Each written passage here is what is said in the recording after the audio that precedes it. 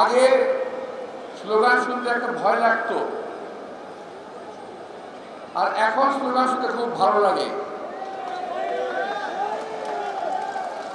ওই সময় স্লোগানগুলো ছিল অত্যন্ত ভীতিকর আওয়ামী স্লোগান, আর এখনকার স্লোগান হলো দেশপ্রেমিকদের স্লোগান।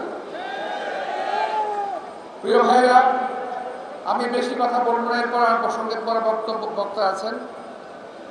আর আমি এখানে আসার আগেই আমার অনেক সদ্য নেতৃবৃন্দ আমাকে বারবার সাবধান করেছেন একটু সামাল দিয়ে তারপরে কি বলে এই সংস্কারের পক্ষে কথা বলার জন্য। আমি জানি না আমি কবে সংস্কার বিপক্ষে বলেছি। আমি কখনো সংস্কার বিপক্ষে ছিলাম না, বিপক্ষে নই। সংস্কার হোক, ভালো সংস্কার হোক, যেই সংস্কার দেশের মানুষের কাজে লাগবে। কিন্তু আজকে সকালে পত্রিকায় যে দেখলাম যে এক দল আমার দেশের রাজনৈতিক নেতৃবৃন্দ সংস্কারের বিরুদ্ধে একযোগে কথা বলেছেন, আমার সেই ভাইরাসে কথা বলেন না কেন? আমি এই কথাটাই বলেছিলাম, আপনারা যেটা দেবেন কারেকশন করব, ঠিক হবে, দেশের লোক মিলে আপনাকে সেটাকে সবাই মিলে আপনাকে কার্যকর করব। যাই হোক, এটা অন্য প্রসঙ্গে চলে গেলাম আমি। তো আমি বলতে চাই যে এক পক্ষ বলছে আছে, দেখেন প্রতিটা দল কেউ কিন্তু পুরোপুরি সংস্কার মেনে নেয় নাই। কেউ 30%, কেউ 40%, কেউ 50%, কেউ অর্ধেক, কেউ মানেই নাই। আবার অনেকে বলছেন নির্বাচনই চাই না। ভাই, আজকের এই দিনটাতে আমাকে কথাটা বলতে হচ্ছে, আমরা হাসিনার বিরুদ্ধে বহু কথা বলেছি, বহু কথা। আমাদের শুনতে হয় বিএনপি 17 বছরে কোনো কিছুই করে নাই। এই যে মঞ্চে উপবিষ্ট আছেন আমার নেতৃবৃন্দ, আমার সামনে আছেন আমাদের নেতৃকর্মীবৃন্দ, কেউ কি বলতে পারবেন যে 17 বছরে আপনারা কেউ জেলে যান নাই? কেউ কি বলতে পারবেন যে বাংলাদেশের এই বিএনপির নেতৃবৃন্দ জেল খাটে নাই, পুরো গ্রেপ্তার হয় নাই? আমার সঙ্গে আমি নাম বলতে যাই, পুরো নাম বলতে হবে, পুরো মঞ্চটাই জেলে ছিল, আমার সঙ্গে একসঙ্গে জেলে ছিলাম। এমনকি আমাদের নেতা তারেক রহমান পর্যন্ত জেলে ছিল। আর আমি আশ্চর্য হয়ে যাই, কিছু কিছু ছেলে পেলে বলে 17 বছর আপনারা কী করেছেন? আরে 17 বছর আমরা গাছের গোড়ায় পানি ঢেলে গাছের গোড়া নরম করেছি, সেই গাছের আগায় বসে আপনারা ফল খেয়েছেন। আমরা গাছের গোড়ায় হাতির মতো পানি এনে পানি দিয়ে এটাকে নরম করেছি।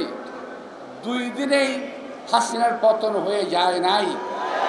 এটা যারা বলেন তারা মিথ্যার সংসারে বসবাস করেন, তারা সত্যি কথা বলেন না, তারা বিএনপিকে ক্রেডিট দিতে চান না।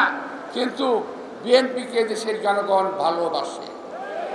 এই দেশের জনগণ শহীদ রাষ্ট্রপতি জিয়া রহমান, যিনি নিজেকে একজন শ্রমিক পরিচয় দিতে ভালোবাসতেন, দেশনেত্রী বেগম খালেদা জিয়া, যিনি একজন শ্রমিকের সহধর্মিণী হিসেবে পরিচয় দিতে ভালোবাসতেন।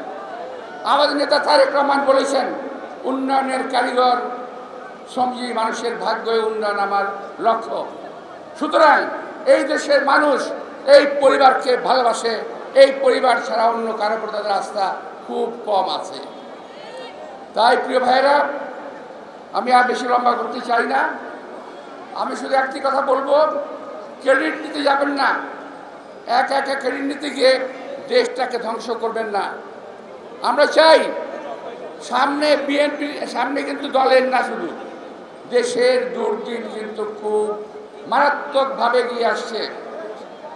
আমরা ফ্যাসিস্টদের বিরুদ্ধে কথা বলতে বলতে নিজেরাই ফ্যাসিস্ট হয়ে যাচ্ছে কিনা একটু খেয়াল রাখা দরকার। আমি যা বলেছি আমি আবারও বলছি যে ফ্যাসিস্ট তাড়াতে গিয়ে আমরা আবার ফ্যাসিস্ট হয়ে যাচ্ছি কিনা এটা খেয়াল রাখবে।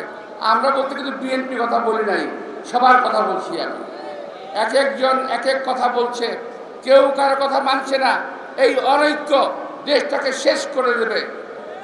এরই মধ্যে আপনি খেয়াল করে দেখবেন, আওয়ামী ফ্যাসিস্ট সরকার ভারতের সঙ্গে মাঝে মাঝে চুক্তি করে আসতো, সেই চুক্তিগুলো আমাদেরকে বলতো না।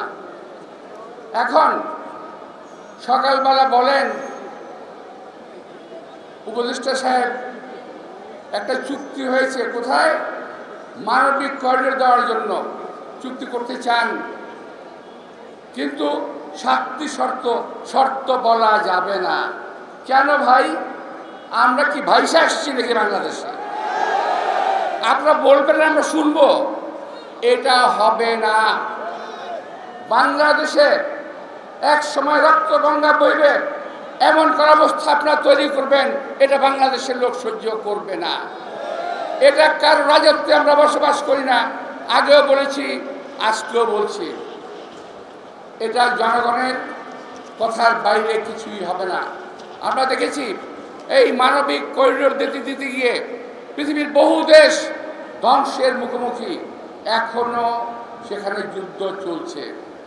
এছাড়াও আরো অনেক দেশ আছে যারা এই করিডোর দিতে গিয়ে দেশটাকে ধ্বংস করেছে। আমাদের প্রিয় বাংলাদেশ শুধু কি একাই দায়িত্ব নিয়েছে নাকি সারা বাংলাদেশের মানবিক সমস্যা সমাধান করার জন্য? এই দায়িত্বটা কি আমার? আমরা রোহিঙ্গাদের জায়গা দেব, আমরা অমুককে জায়গা দেব, অমুককে পানি দেব, অমুককে ওই যে কি বলে ওই যে আমাদের ফেনী নদী থেকে পানি দেব, খাওয়ার পানি দেব, আবার মানবিক করিডোর দেব। আমাদের কোনো প্রয়োজন নাই যেই করিডোরে বাংলাদেশের কোনো উপকার হবে না, শুধুমাত্র ক্ষতি হবে, এমন কোন করিডোর আমাদের প্রয়োজন আছে বলে আমরা মনে করি না।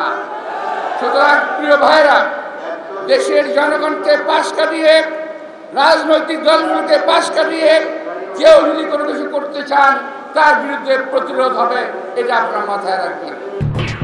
খবরের কাগজ, নিখাত, নির্ভীক, নিরপেক্ষ।